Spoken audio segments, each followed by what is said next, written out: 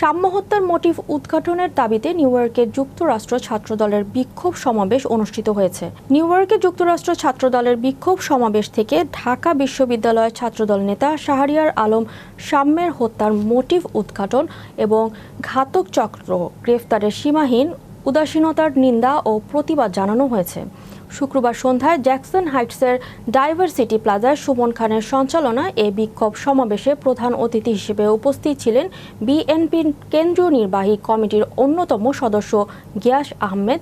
সমাবেশে অন্যতম বিশেষ অতিথি হিসেবে উপস্থিত ছিলেন যুবদলের সাবেক কেন্দ্রীয় নেতা এম বাতিন।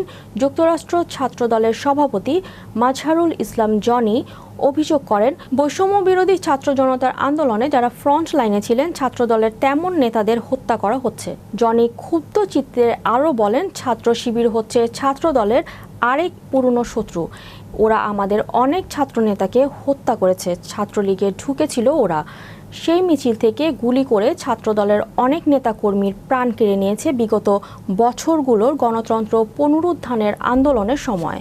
শাহরিয়ার আলম সাম্য হত্যার প্রতিবাদে জ্যাকসনাইটের সেই ডাইভার্সিটি প্লাজায় আপনাদের সবাই আমন্ত্রিত হয়েছে। এখানে বিক্ষোভ মিছিলে শরিক হয়েছে। আমি আমার প্রাণপ্রিয় সংগঠন বাংলাদেশ জাতীয়তাবাদী দল চাষের পক্ষ থেকে আমাদের বিপ্লবী শুভেচ্ছা জানাচ্ছি।